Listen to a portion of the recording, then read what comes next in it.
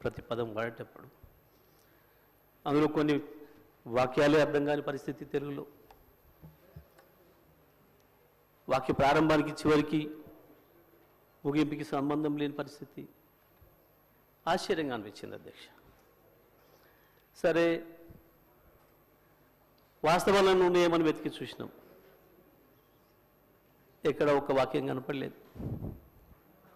నిజంగా ఎంత డ్రైగా ఉంది అంటే, ఎంత విజయం లేకుండా, ఓ బాధ్యత లేకుండా, గడిచిన సంవత్సర కాలంలో జరిగింది ఏంది, వాస్తవం ఏంది, భవిష్యత్తు ఏంది, ఏమన్నా ఒక అక్షరం కనపడుతుందేమని చూస్తే ఎక్కడ అక్షరం లేదు అధ్యక్ష. వాస్తవానికి మనసు పెట్టి చేయాల్సిన పని. పాపం ఆ మనసు కవి ఆత్రేయ అని ఉండేది అధ్యక్ష. ఆయన కనుక ఉండుంటే ఇది చూస్తే పాపం ఆత్మహత్య చేసుకునేవాడు. ఇంత మనసు లేకుండా పనిచేస్తాయా ప్రభుత్వాలు, మనుషులు ఇంత దరిద్రంగా ఉంటుందా అని. ఆ రకంగా ఉంది అధ్యక్ష. ఇది అధ్యక్ష స్పీకర్ గారు చూసుకుంటారు విషయం. ఎందుకంటే ఎందుకంత భయపడతారు ఆగరాది. గంట 10 నిమిషాలు మీరు మాట్లాడితే ఒక అక్షరం ఎక్కడి చివరి మాట్లాడలే. అగమాగం కాకుండా మొదలే కాకపోయా, ఎందుకు ఆగమవుతారు అప్పుడే? అయ్యో మొదలే కాకపోయా, ఊరే ఇంకా ఉంది కదా అధ్యక్ష. ఒక గవర్నర్ గారి గురించి మేము విన్నాం. సరే, పార్టీ ఏదున్నా ఎట్లా ఉన్నా గతంలో వారిది ఒక మంచి మనిషి అని, ఒక ఇంటిగ్రిటీ ఉన్న వ్యక్తి అని, గొప్ప చదువుకున్న వ్యక్తి అని. కానీ పాపం వారితోని 36 నిమిషాల్లోనే 360 అవాస్తవాల్ని మాట్లాడొచ్చారు. 36 నిమిషాల్లోనే 36 15 నెలల వాళ్ళ ఫలితనాన్ని 15 నెలల్లో వాళ్ళు చేసిన పనికి 36 నిమిషాల్లో 360 అబద్ధాలు, అవాస్తవాలు. నిజంగా కూడా పాపం గవర్నర్ గారు మనసు ఎంత గింజుకుందో వాళ్ళు చదవటానికి. ఇంగ్లీష్లో అర్థమై ఉంటుంది, అధ్యక్ష.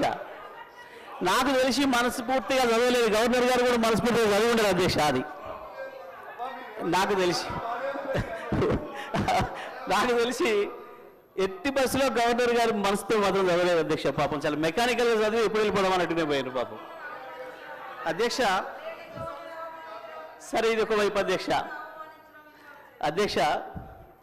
నేను చదివిన మిత్రులతో మాట్లాడుతున్నా, దీన్ని ఎక్కడ మొదలు పెట్టాలి, ఎక్కడికి పోవాలి, ఇది నేను ఆలోచన చేస్తూ ఈ మధ్యకాలంలో నేను రైతుగా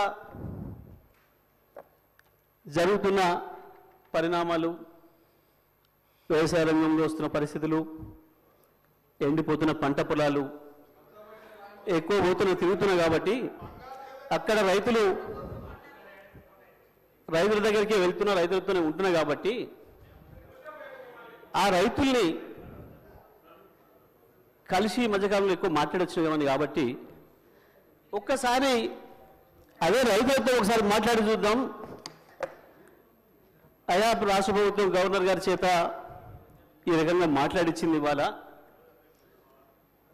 సరే, నేను వచ్చిన ప్రతిసారి మీరు నీళ్ళ గురించి కొట్లాడండి సార్, జర అసెంబ్లీలో మాట్లాడండి సార్ అని అడుగుతున్నారు.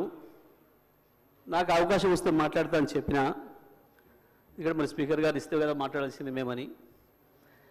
సరే, నా అదృష్టం కొద్దీ మా అధ్యక్షుల వారు, మా నాయకులు కేసీఆర్ గారు దీనిపైన నన్నే మాట్లాడమని చెప్పిండ్రు. ధన్యవాదాలు వారికి. మీ ముఖ్యమంత్రి కంటే దూరంగా ఏం లేడు. రెండు కామెంట్స్ బంద్ చేయండి. ఇక మీ ముఖ్యమంత్రి కంటే దగ్గరనే ఉన్నాడు. ఎక్కువ మాట్లాడవద్దు. ఇక నాకు ముందట ఎక్కువ మాట్లాడుకొని మూసుకోండి అధ్యక్ష. మాట్లాడితే ఆ రైతులకే వినిపిద్దాం ఈ విషయం కూడా అని మొత్తం చదివినిపించారు అధ్యక్ష. తెలుగులో ఫోన్లోనే నేను మొన్న పోయినప్పుడు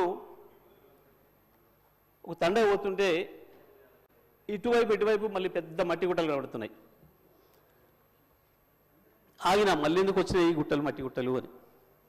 బావులు తీయడం మొదలైంది అధ్యక్ష. మళ్ళీ సరే చూద్దాం ఈ బావికి ఎంత ఖర్చు అయింది, నీళ్ళని ఊరుతున్నాయని చెప్పి కారు దిగి బావి దగ్గర పోయినప్పుడు అక్కడి నుంచి గొర్రెలు వస్తున్నాయి. గొర్రెలు కాసుకున్నాయి రైతులు, గొర్రెల కాపర్లు కూడా సోదరులు కూడా వచ్చారు. వాళ్ళకే చేసిన అధ్యక్ష. వెంకట్రాములు రాజయ్య ఇద్దరు ఎందుకు రైతుల గురించి అనేది భయపడుతున్నారు, గొర్రె కాపర్లు రైతులనే భయపడుతున్నారు అధ్యక్ష. వాళ్ళకే మాట్లాడిన అధ్యక్ష నేను. ఎందుకంటే ఇది ప్రజలకు సంబంధించిన బడ్జెట్ కాబట్టి ప్రజలతోనే మాట్లాడినా మీలాగా కమిషన్లు ఇచ్చినట్టు మాట్లాడలేదు. నేను రైతులతో మాట్లాడిన అధ్యక్ష. మా వెంకటరామయ్య మా రాజన్న ఇద్దరికి వినిపించిన, మా రవినాయక్ కూడా వినిపించి ఇది ఏం మాట్లాడలేదు దీని మీద, నేను ఎట్లా అనిపిస్తుంది అని అడిగిన. ఇలా మీకు అర్థం కాదే ఉంది సార్. దీంట్లో మా ఊర్లే వెంకటయ్య అని ఉండే, ఆయన ఊర్లో ఏతుల వెంకటయ్య కూడా అందరూ ఆయన కథ ఉంది ఇలా అన్నారు. ఏం కథ అని అడిగిన. ఏం లేదయ్యా, ఒకరోజు పొద్దున్నే ఆయన భార్య సర్పంచ్ కాడికి వచ్చింది. ఆయన భార్య సర్పంచ్ కాడికి వచ్చి కంప్లైంట్ చేసింది, మా వెంకటయ్య నన్ను కొట్టిండు, జర పిలిపించి మాట్లాడమని చెప్తే ఆయన పిలిపించిండు పెద్ద మనిషి. ఎందుకు కొట్టి ఏం సంగతి అని అడిగితే, నేను మా అమ్మగారింటికి నువ్వు పాలు వేయొద్దుమని అన్నాడు, నేను పోస్తా అన్నా. నువ్వు పాలు వేస్తే ఊరుకోను అన్నాడు, నేను పోసి తీరుతానంటే నన్ను కొట్టిండు. పాలెక్కడి, నీకు బర్రె లేదా పాలెక్కడి అని చెప్పి ఆయన పెద్ద మనిషి అడిగింది అధ్యక్ష. అడిగితే నాకు 4 బర్రెలు ఉన్నాయి అన్నాడు అధ్యక్ష. ఈ 4 బర్రెలు ఎక్కడిదా, నీకు ఒకటి కూడా లేకపోయా, మా ఊరందరం చూస్తే 50 మంది ఉన్నాం, అందరూ తెలుసు, నీకు బర్రెలు లేవా ఎక్కడిదా అంటే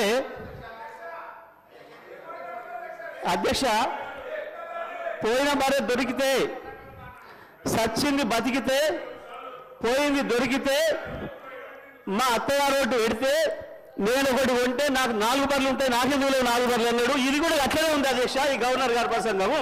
అంతకు మించి ఒక అక్షరం కూడా తేడా లేదు. ఎక్కడ ఇచ్చారు అధ్యక్ష?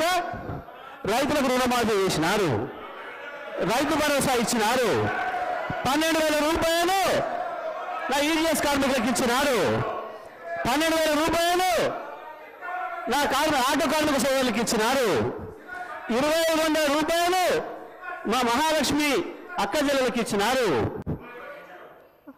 రైతులకు బోనస్ ఇచ్చినారు, తోం బంగారం ఇచ్చినారు. ఏమి ఇచ్చిన అధ్యక్ష? నా విద్యార్థి సోదరులకు స్కూటీలు ఇచ్చినారు అధ్యక్ష. 2 లక్షల ఉద్యోగాలు ఇచ్చి సంతోషంగా పెట్టినారు. ఎక్కడిచ్చింది అధ్యక్ష? ఎక్కడిచ్చి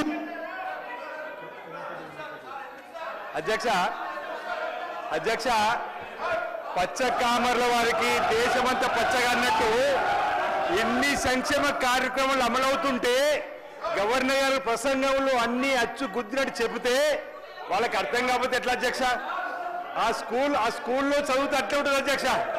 ఈరోజు ఆ స్కూల్లో చదువుకుంటే అట్టే ఉంటుంది అధ్యక్ష అంటున్నా. ఈరోజు 21,000 కోట్ల రూపాయలు రైతులు రుణమాఫీ చేస్తే వాళ్ళ కళ్ళ కనిపించకపోతే ఎట్లా అధ్యక్ష? ఈరోజు ఆడ తల్లులు 149 కోట్ల ప్రయాణం చేస్తే వాళ్ళకి కనిపించకపోతే ఎట్లా అధ్యక్ష? గృహజ్యోతి అధ్యక్ష 200 యూనిట్లు జగదీశ్వర్ రెడ్డి గారు ఊర్లో వెళ్దాం అధ్యక్ష. పల్లెటూర్లలో 95% గృహజ్యోతి అమలవుతుంది అధ్యక్ష. 200 యూనిట్లు. మహాలక్ష్మి స్కీము 21,000 కోట్ల అధ్యక్ష. మొన్న మా బట్టి విక్రమార్ గారు అంతర్జాతీయ మహిళా దినోత్సవం చెప్పిండు. ఎన్ని కార్యక్రమాలు అమలవుతుంటే ఏదో 4 బర్రెల కథ చెప్పుకుంటూ పోతే ఇంకా మేమే ఉన్నామని చెప్పనుకుంటే ఎట్లా అధ్యక్ష? ఈరోజు వాళ్ళు ఊహాలోకంలో ఉన్నారు అధ్యక్ష. ఇంకా వాళ్ళు ఊహాలోకంలో ఉన్నారు, ఇంతకు చెప్పినట్టుగా ఊహాలోకంలో ఉన్నారు అధ్యక్ష. ఈ రోజు ఈ 15 మాసాల్లో ఈ ప్రభుత్వం అనేక చక్కటి సంక్షేమ కార్యక్రమాలను అమలు చేస్తున్నాం, ముందుకు పోతున్నాం. అదే గవర్నర్ గారి ప్రసంగంలో ఉంది అధ్యక్ష. గవర్నర్ గారికి గౌరవీయం చెప్పని కోరుతున్నాం అధ్యక్ష. ఈ సందర్భంగా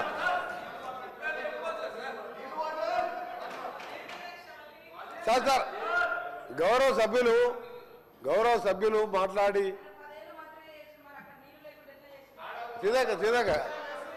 గౌరవ గౌరవ సభ్యులు సీతక్క మాట్లాడండి. వారు 2013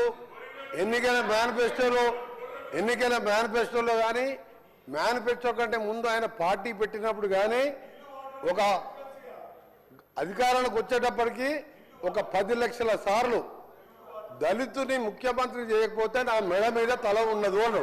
నువ్వు ఇంప్లిమెంట్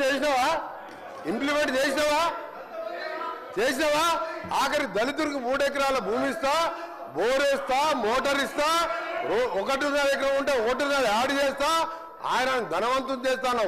చేసినావా? చేయలే. మూడవది, ఒక దళితుడు ప్రతిపక్ష నాయకుడు ఉంటే సంతలో పశువులాగా ఎమ్మెల్యేలు కొనుక్కొని ప్రతిపక్ష హోదా లేకుండా చేసి దళిత వ్యతిరేకం నిరూపించుకున్నావు. ఇకపోతే తగ్గించ ఇంటికో ఉద్యోగం, డబుల్ బెడ్రూమ్, నీ బిడ్డలు తేలమనుకుంటారు. నీ చెప్పబట్టవా? 1,00,000 అబద్ధాలు ఆడి 2 సార్లు అధికారంలోకి వచ్చిన మీరు మేము చేసిన కార్యక్రమాలు లక్షల కోట్ల మంది ఇలా ఆర్టీసీలో ఉచితంగా మహిళలు ప్రయాణం చేస్తున్నారు. చూస్తలేవా? 50 లక్షల కుటుంబాలకు 200 యూనిట్ల వరకు ఉచితంగా ఈ రోజు కరెంట్ ఇస్తున్న మాట వాస్తవం కాదు. ఒక ఇంటికి 600-700 అంటే సంవత్సరానికి 7,800 రూపాయలు ఇలా మిగులుస్తున్నాం. ఇంకా చేసే కార్యక్రమాలు ఉన్నాయి. ఇప్పుడే మా సోదరుడు చెప్పినట్టు, శ్రీనివాస్ గారు చెప్పినట్టు 21 కోట్లు మన జిల్లాలో ఎన్ని వచ్చిన లెక్క వెళ్తే ఆ సభ్యునికి 2 లక్షల లోపు మీరు 1,00,000 అని చెప్పి 5 ఇన్స్టాల్మెంట్లో ఇస్తే 20,000 వడ్డీకి సరిపోయిన అధ్యక్ష. అంటే 15 ఏళ్లలో ఇన్ని చేసిన వాళ్ళం. మాకు ఇంకా 3-4 సంవత్సరాల సమయం ఉన్నది. ఇవన్నీ చేసి చూపిస్తాం. తొందర పడతాం. అసలు నువ్వు దళిత ముఖ్యమంత్రి కానీ ఇన్ని లక్షల మంది దళితులు మోసం చేసి ఇవాళ బీసీ కులగాలను చేస్తే కేసీఆర్, కేటీఆర్, హరీష్ రావు పార్టిసిపేట్ చేయలే. అంటే మీకు ప్రజల మీద ప్రేమ లేదు. అధికారం కోసం తప్పుడు వాగ్దానాలు, 1,00,000 వాగ్దానాలు ఇచ్చును. నీవిచ్చిన వాగ్దానాలు సగం అయిపోయాయి. మిగిలినవి కూడా చేసి చూపిస్తాం. తొందర పడకు. నువ్వు పోయి రైతుల దగ్గర కాదు, రైతుల కోసం ఎవరేం చేసిండు, నారాయణ డ్యామ్ ఎవరు కట్టిండు, శ్రీరామ్ సాగర్ ఎవరు కట్టిండు, శ్రీశైలం ఎవరు కట్టిండు, SLBC నుంచి ఎవరు కట్టిండు, కల్వకుర్తి ఎవరు కట్టిండు, నెట్టెంబాడు, ఇవన్నీ చెప్పాలని చాలా ఉన్నాయి. గవర్నర్ ప్రసంగం మాట్లాడితే మంచిదని గౌరవ సభ్యునికి సలహా ఇస్తున్నా. మీరు చెప్పాలంటే చాలా ఉన్నది. రెడ్డి గారు అధ్యక్ష తలసాని శ్రీనివాస్. అధ్యక్ష, మీ ద్వారా లెజిస్లేటివ్ అఫైర్స్ మినిస్టర్ గారు, డిప్యూటీ సీఎం గారిని రిక్వెస్ట్ చేస్తున్నా అధ్యక్ష. అంటే సభ సాంప్రదాయాల ప్రకారం నడవాలా? ఇప్పుడు మీ సభ్యులు మాట్లాడి మీ సభ్యులు ఇప్పుడు మీ 2 సభ్యులు మాట్లాడారు అధ్యక్ష. గవర్నర్ గారి అడ్రస్ మీద ఈరోజు సెషన్ అంతా నడవాలి అని మీరు అవకాశం ఇచ్చారు అధ్యక్ష. ఇట్లా ఇంటర్వ్యూన్ అయ్యి మీరేదైనా చెప్పాలనుకుంటే లాస్ట్లో చెప్పండి. అంతేగాని మీరు మధ్యలో ఇట్లా డిస్టర్బెన్స్ చేసి తూకిత్తా మైకిత్తా అనుకుంటా పోతామంటే మరి సభ నడుస్తుందా? మీరు ఆలోచన చేయాలి.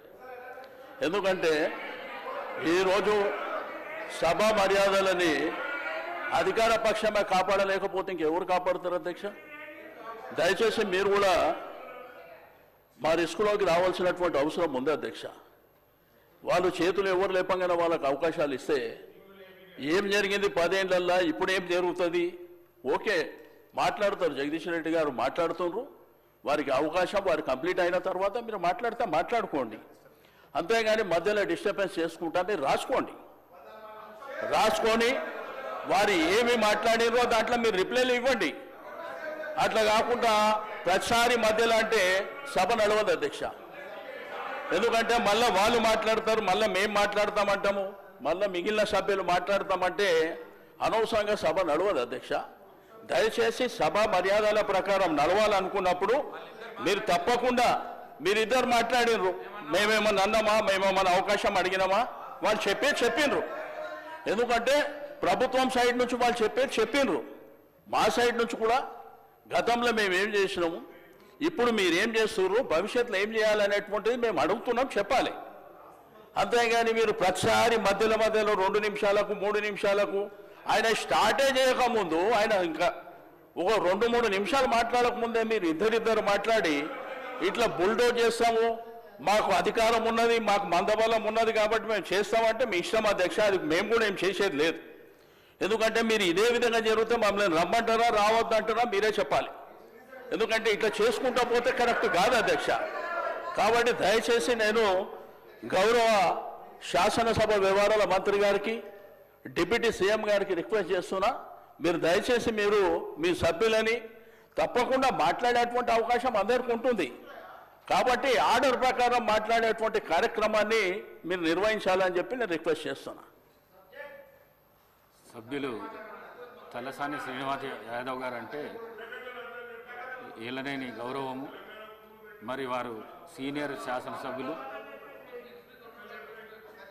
కానీ ఎవరికంటే వాళ్ళకి నేను ఇవ్వలేదు. గవర్నర్ ప్రసంగం పైన ఆది శ్రీనివాస్ గారు మాట్లాడినరు, మా ఈ సభ విప్పు, అందుకే వారికి అవకాశం ఇచ్చిన. తర్వాత మంత్రి గారు అడిగితే మంత్రి గారికి ఇచ్చిన. నా రిక్వెస్ట్ కూడా మీతో ఒకటే, ప్రతిపక్షాలకు గవర్నర్ ప్రసంగం పైన మాట్లాడితేనే మంచిది. డీవియేషన్ అయితే తప్పకుండా అక్కడికి వెళ్ళి ప్లీజ్.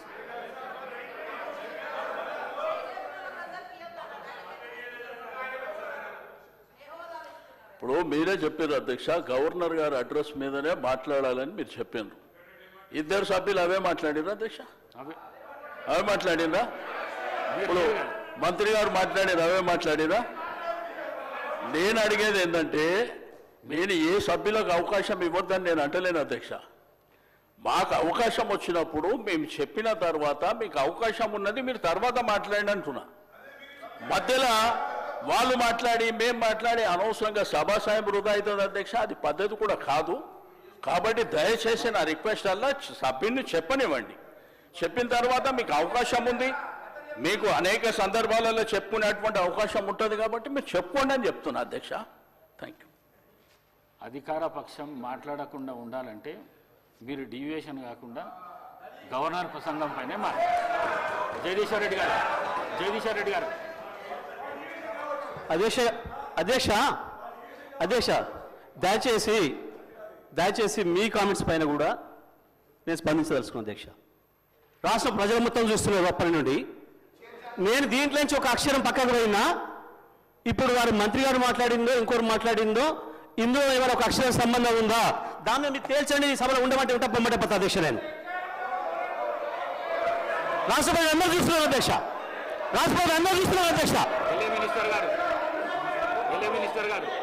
అధ్యక్ష, వారు గతంలో మంత్రిగా చేసిన వారు, అనుభవం ఉన్న వ్యక్తి జగదీశ్వర్ రెడ్డి గారు.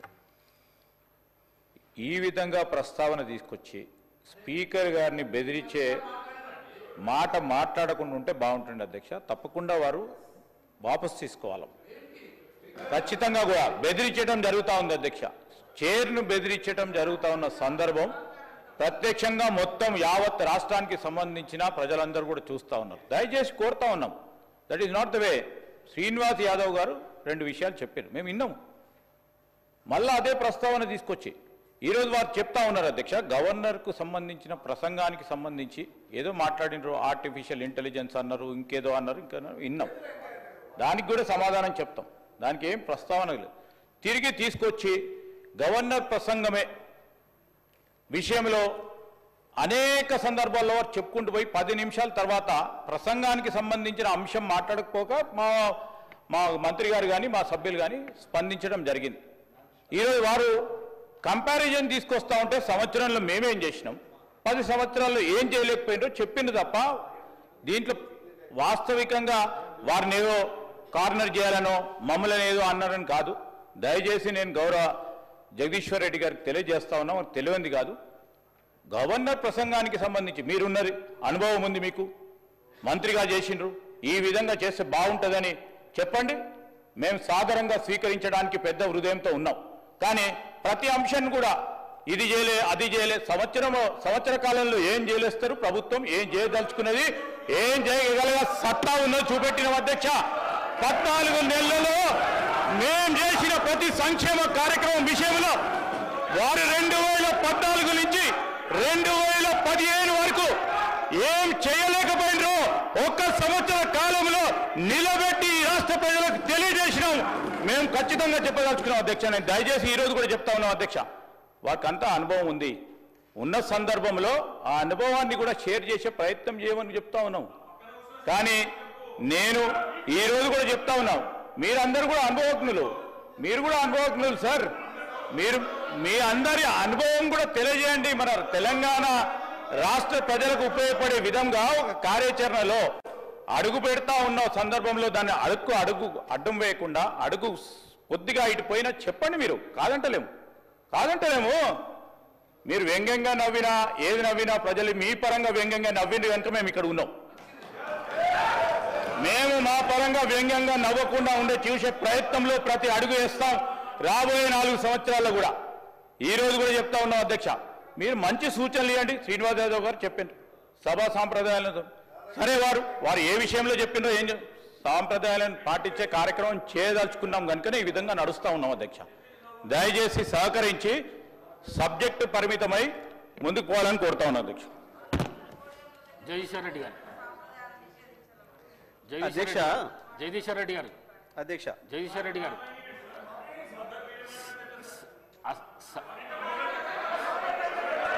జగదీశ్వర్ రెడ్డి గారు జగదీశ్వర్ రెడ్డి గారు సార్ చెప్పండి. అసహనానికి గురి కాకండి. మేమా? మీరే రాష్ట్రపతి చూస్తున్నారు. మీరే రాష్ట్రపతి చూస్తున్నారు అధ్యక్ష. రాష్ట్రపతి చూస్తున్నారు. సహనం అధ్యక్ష. సహనం అధ్యక్ష, రాష్ట్ర ప్రజలందరూ చూస్తున్నారు. జగదీశ్వర్ రెడ్డి గారు ప్లీజ్. జగదీశ్వర్ రెడ్డి గారు ప్లీజ్. జగదీశ్వర్ రెడ్డి గారు ప్లీజ్ 1 మినిట్. అసహనానికి గురి కాకండి, సహనంతో మాట్లాడండి, సభా సాంప్రదాయాలను కాపాడండి. మీరు సీనియర్ శాసనసభ్యులు, మంత్రి పదవి కూడా చేశారు మీరు 10 సంవత్సరాలు. మీరు ఈ విధంగా మాట్లాడడము, సభను సాంప్రదాయాలను తప్పుదోవ పట్టించడం మంచిది కాదు. ప్లీజ్ మాట్లాడండి. అధ్యక్ష, ఏ సభా సంప్రదాయానికి నేను విరుద్ధంగా మాట్లాడినా మీరు చెప్తే తర్వాత మాట్లాడదు అధ్యక్ష. నా విషయంలోనే నన్ను ప్రశ్నించడమే సభా సాంప్రదాయాలకు విరుద్ధము. అసలే కాదు అధ్యక్ష. నన్ను ప్రశ్నించడం ఈ సభ మన అందరిది. ఈ సభ మా అందరికి సమానమైన హక్కులు ఉన్నాయి. మా అందరి తరఫున మీరు పెద్ద మనిషి మాత్రమే ఆడ కూర్చున్నారు తప్ప ఈ సభ మీ సొంతం కూడా కాదు. ఈ విషయం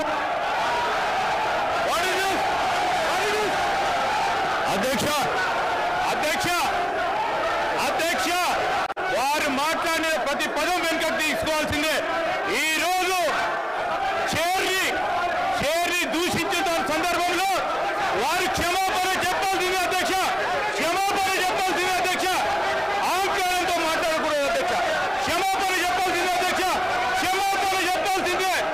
ఈ రోజు చైర్ పైన దూషణలు చేస్తూ బెదిరించే కార్యక్రమం చేస్తూ ఈ రోజు వారు చేసిన మాటలు విషయంలో తప్పకుండా జగదీశ్వర్ రెడ్డి గారు వారి పార్టీ పూర్తి స్థాయిలో క్షమాపణ చెప్పాల్సింది అధ్యక్ష.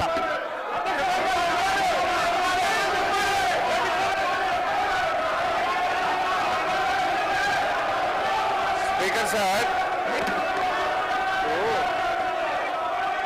శ్రీధర్ బాబు గారు ఆ మాట వినండి. జగదీష్ రెడ్డి గారు ఏం తప్పు మాట్లాడిండు? సభలో అందరు సభ్యులకు సమానమైన హక్కు ఉంటుంది. సభ అంటే ఒక కాంగ్రెస్ పార్టీకు, సభ అంటే ఒక ప్రభుత్వానికి సంబంధించింది కాదు, ప్రతిపక్ష శాసనసభ్యులకు కూడా సమానమైన హక్కు ఉంటుంది అని చెప్పి జగదీష్ రెడ్డి గారు అన్నారు. దాంట్లో ఎంత మాత్రం జగదీశ్వర్ రెడ్డి గారు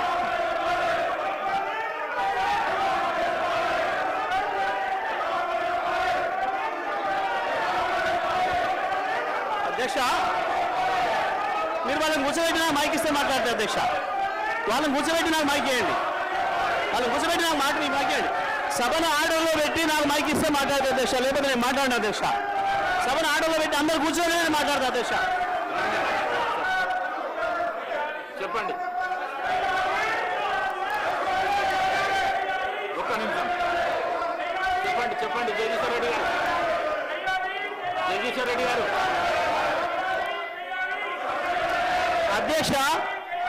అధ్యక్షుల వారి బాధ్యత సభను ఆర్డర్లో పెట్టడము.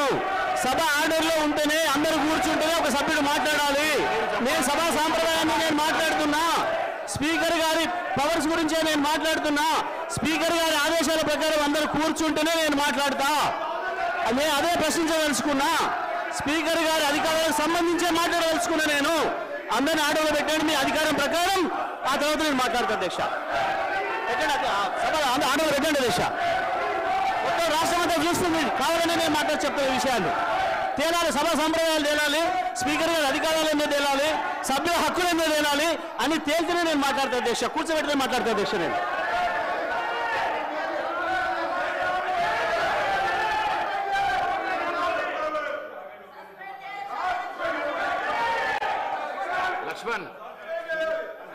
సభ్యులు జగదీశ్వర్ రెడ్డి గారు, గౌరవ స్పీకర్, మా దళిత వర్గానికి చెందినటువంటి మా గౌరవ స్పీకర్ గారిని అవమానపరిచినందుకు బేషరతుగా క్షమాపణ చెప్పాలని చెప్పి కోరుతున్నాము. ఎందుకంటే అధ్యక్ష, ఈరోజు 10 సంవత్సరాలు ఈ రాష్ట్రంలో వారు అధికారంలో ఉన్నారు. చైర్కు గౌరవించాల్సిన కనీస మర్యాద లేకుండా పిట్టకథలు చెప్పుకుంటూ స్పీకర్ గారిని ఏకవచనంతో మాట్లాడినట్టు సందర్భంలో పట్ల తక్షణమే జగదీశ్వర్ రెడ్డి గారిని సస్పెండ్ చేయాలి. గతంలో జరిగిన సభలో మా యొక్క సంపత్ కుమార్ సభ్యుడు పేపర్ ఇట్లా పైకి ఎసిరేసినందుకే ఆయనకు శాస్త్రీయ సభ్యత్వం రద్దు చేసే విధంగా సస్పెండ్ చేసిన అధ్యక్ష. జగదీశ్వర్ రెడ్డి గారు తక్షణమే సస్పెండ్ చేయాలని చెప్పి మిమ్మల్ని కోరుతున్నాం అధ్యక్ష. దళితులపై జరిగినటువంటి అవమానాన్ని యావత్తు దళిత జాతికి క్షమాపణ చెప్పాలి. మొదటి నుంచి కూడా టీఆర్ఎస్ ప్రభుత్వం దళితుల చిన్న చూపు, దళిత వర్గాల చిన్న చూపు, చైర్ మీద చిన్న చూపు. ఈరోజు జగదీశ్వర్ రెడ్డి గారు మాట్లాడిన మాట విషయం తక్షణమే ఆయన సస్పెండ్ చేయాలని చెప్పి డిమాండ్ చేస్తున్నాం అధ్యక్ష.